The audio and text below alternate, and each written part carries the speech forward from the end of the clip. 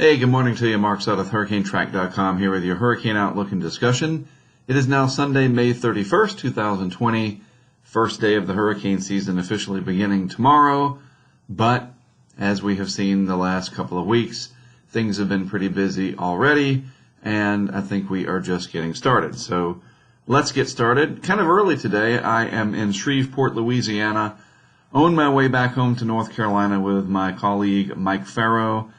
He and I working with our other colleague and Patreon supporter, Brent Lynn, who himself is on his way back to the Virgin Islands. All of us working in Texas the last several days to test equipment. Now we're heading back home, and who knows, we might be heading out again for some real action. So anyway, I am in Shreveport trying to get my way back to North Carolina. I'll be home tomorrow, and it looks like that can't be a moment too soon. All right, so what's going on? Well, in the Eastern Pacific, this is where the situation begins, and our journey to figuring out what's happening starts here with Tropical Storm Amanda. As I talked about yesterday, it looked like maybe a small system out of that larger gyre of energy that has been persisting down across this region could develop and move in, and sure enough, that's what happened. We have Tropical Storm Amanda, wind-wise and pressure-wise, very weak, only 40 miles per hour. It's a big rainmaker, but I think as important to that narrative is the fact that this is also part of a larger source of energy that is persisting down in that region, and that has prompted the National Hurricane Center to issue a tropical weather outlook for the Atlantic side of things. This started yesterday, and they're indicating a 50-50 shot over the next 5 days that we get development in the Gulf of Mexico or that region. So the energy is going to come from the Southeast Pacific. So it wouldn't be Amanda any longer. The entity that is Tropical Storm Amanda would kind of die away, the vorticity and that energy kind of making its way over here. And so if it becomes named again as a separate new storm, it would be Cristobal in the Bay of Campeche, which is right in here, or perhaps somewhere in the southern Gulf of Mexico. It just depends. We'll have to see. But even that is not a guarantee that this goes on to develop later on down the road. So let's take a look at the visible satellite. This is actually the true color, natural color animation here from Tropical Tidbits. And here is just this large area of energy. This Central American gyre, we've been talking about this for some time. I've seen it discussed on social media, and there was even some different news outlets talking about it. It's like they love these terms that we've been talking about for years. We've known all about this, right, in our world of weather. Nevertheless, there it is. It is a source of energy, and now we have this tropical storm down here, Amanda, that will likely bleed over, if you will, into the Atlantic basin side of things over the next several days. So let me get back to the Tropical Tidbits site here. We'll go to the satellite imagery, and we'll zoom in on this. We'll take a look at some high-resolution visible animations here. I just thought of this. That's why I'm just now pulling it up. So let's make a GIF animation out of that. 20 frames should be fine, and 12 frames per second works for me.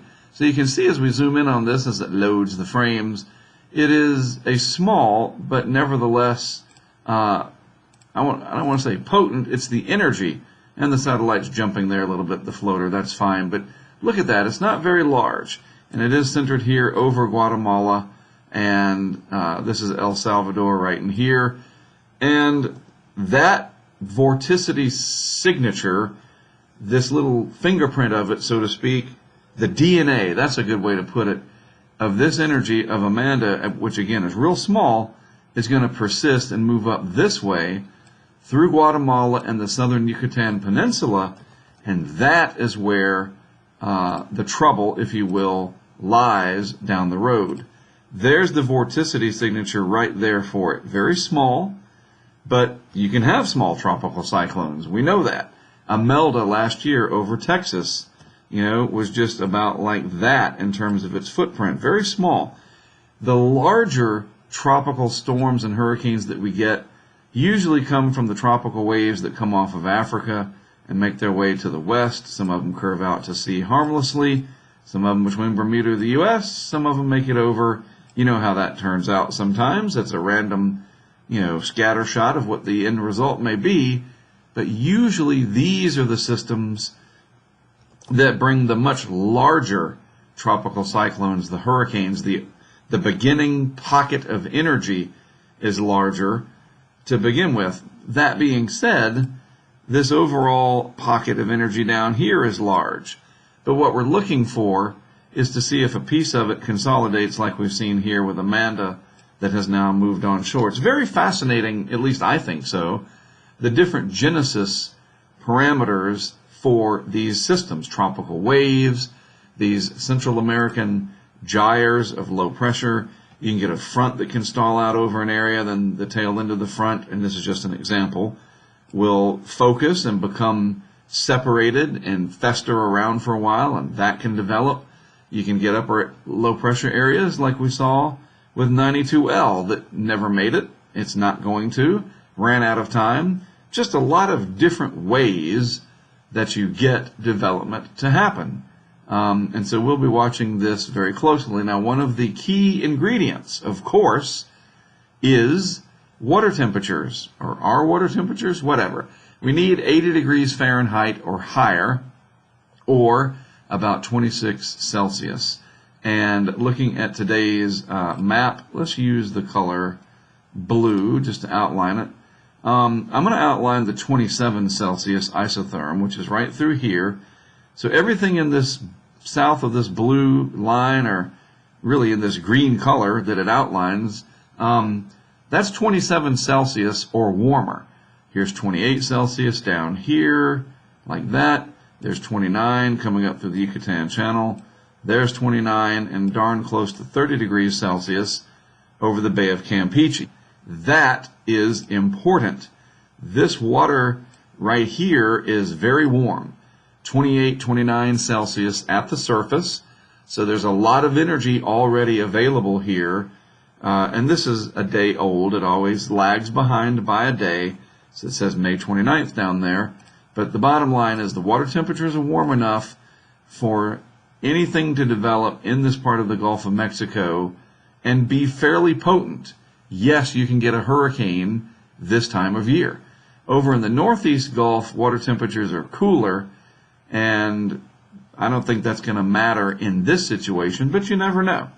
You never know. And we're going to get to that in a moment, where I think we might have to be watching.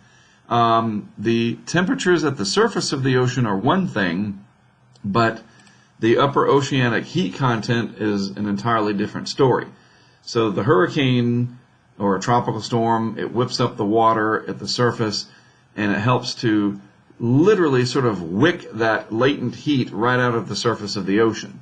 So if you whip up the ocean and you exhaust that heat and it's just at the skin, it's very easy to cool down the surface of the ocean to below that threshold of 26 Celsius or so, and a tropical system can begin to weaken because it is depleting that latent heat that's coming up out of the ocean. So the deeper into the ocean that 80 degrees extends, what we call upper ocean heat content, then the more energy is available as the water keeps getting churned up and up and up. Think about it. If you had a cup of coffee and you blow across the top of it to cool it off, right? You've done that. And you cool off that top. That's just the skin, the very surface of the coffee. You blow across the top. It's mixing. You're literally dispersing that energy, lots of other physical processes in there, and it's safe enough that you can take a sip, right, and you don't burn your tongue or your lips or whatever. But below that skin in your coffee or hot cocoa, whatever the case may be, hot tea, it's still hot. That's why you can't blow the top of the coffee to cool it off and then just gulp the whole thing. You'll scorch your throat, end up in the emergency room probably, and have a big set of problems on your hands. That's the kind of thing that we're talking about with tropical cyclones. They need to move over to really have a lot of energy, a deep pot of hot coffee. And the Gulf of Mexico gets there by the middle of hurricane season, not quite there yet. So that's what this chart shows us, is the upper ocean heat content. And for the most part, this area here that I'm highlighting is fairly sufficient with pretty decent upper ocean heat content. It's showing up in the lower third here of the scale. It's not in the upper third or even the upper half, but there is sufficient energy. Make no mistake about it. We have seen hurricanes develop over water that's just this blue here out in the Atlantic. You have to have really good conditions in the atmosphere, lots of moisture, very low shear, and other things, but at least we're not seeing oranges and yellows like you have in the Northwest Caribbean, where for the most part upper ocean heat content is always very, very sufficient. So that's just one thing to look at there. This is the skin temperatures. This is the actual amount of energy in the upper ocean heat content realm that we talk about. All right, so we'll look at this more as needed in the days to come. And by the way, these values are only going to go up throughout the next 3 or 4 months, as you might expect. All right, not used to being up this early. I got to get the cobwebs out of my throat. You know, I do have my water. Let me just take a sip. There we go, much better. All right, so this is from the weather models site, weathermodels.com. I saw this on the weather.us Twitter feed today, and they've done blogs about it. Jack Sillen and others, of course, he does a fantastic job. And so this is the Ensemble Guidance from the European. Let me talk about this just for a minute. What are we looking at here? Well, you look at it, you say, well, that's a lot of lines there. So you have your deterministic forecast from computer models, the operational model, and that's one output of one model. And it shows whatever it shows with the weather, global models. Then you have ensemble prediction, where the models have different runs performed with different variables to give you different outputs. So think of the operational model, I talk about this often, as the conductor of the orchestra, so to speak, and the rest of the ensemble pieces there make up the remaining orchestra. And so if you have a great conductor, and I'll use my movie love of movies and movie scores, film scores. So Hans Zimmer is a music conductor. He conducts his orchestra to create film scores. If it's just Hans Zimmer on the keyboard, piano, and he does play piano, he plays guitar, whatever, he does a pretty good job. I think we could all agree to that. That's the European or the GFS by themselves. The operational models would be like a great conductor who can also play the piano or the violin or whatever. They do a really good job. But by themselves, Hans Zimmer, John Williams, does Star Wars and other stuff. By themselves, they're good, but put the orchestra behind them, and they are great. That's what makes ensemble forecasting so helpful. You get the operational, you say, okay, that's pretty good in terms of its skill. Then you build behind it ensemble prediction, where more members give you a better idea of the possibilities, and you get a more complete picture. And so the analogy works pretty good. It's not perfect, but you have the conductor and an 80-piece orchestra or a 50-piece orchestra or whatever, and you have an incredible finished product, so to speak. So in this case, we can look at the ensemble guidance, and we can understand what might happen down the road. And so we can look at this and we can say, well, the general consensus here of these models from this run, if we draw an envelope around it, is for perhaps a tropical cyclone to move into the Gulf of Mexico towards Louisiana and Texas over the next 10 days. That's the takeaway. It gives you the idea that we need to pay attention. It does give us a little bit of a hint at the intensity, because some of these are in this red right here that I'm highlighting, meaning 960 to 979. Let's just look at it a different way. Let me get rid of all of that and move the toolbar out of the way. Let's look at it a different way. The green here is fairly weak. That would be a fairly weak system, 1,000 to 1010 millibars. Notice that there's not very many green lines. In fact, we can zoom in. This is where we start to play detective. There's a few, and by the way, the European Ensemble is 51 members, if I understand correctly, from year to year. 51 members. So most of the members that we're seeing in here, I mean, there's some greens in there, but a majority of them are blues and reds. You can see clearly, especially out at the longer time frames. So there's quite a few reds clustered over here, and that indicates the reds 960 to 979. So those would probably be hurricanes in this particular run. This is the 0Z from last night. See that right there? 31st of May. This is one run, the Ensemble Guidance, but Ensemble Prediction is helpful to understand that there is at least a threat, and that's what we need to take away from this. It doesn't mean we need to worry. It doesn't mean we need to panic and lose our heads over this, especially with everything else going on. However, it is hurricane season for all intents and purposes. We knew this was coming, so let's pay attention, all right? And that's exactly what I will do. I will be watching this very closely. I'm on my way back home to North Carolina, where I might be getting stuff ready to go back again. Who knows? Or we may be waiting and watching for quite a long time. We'll have to see. I think that's the bottom line with this as well, or at least one of the points here. I don't think this is going to happen quickly. We're going to have several days to watch this. It's going to be a slow process. But to summarize this, the energy is there. The source, the seedling, it's already a named storm in the Pacific. We know that it's that the environment is favorable enough for that to happen.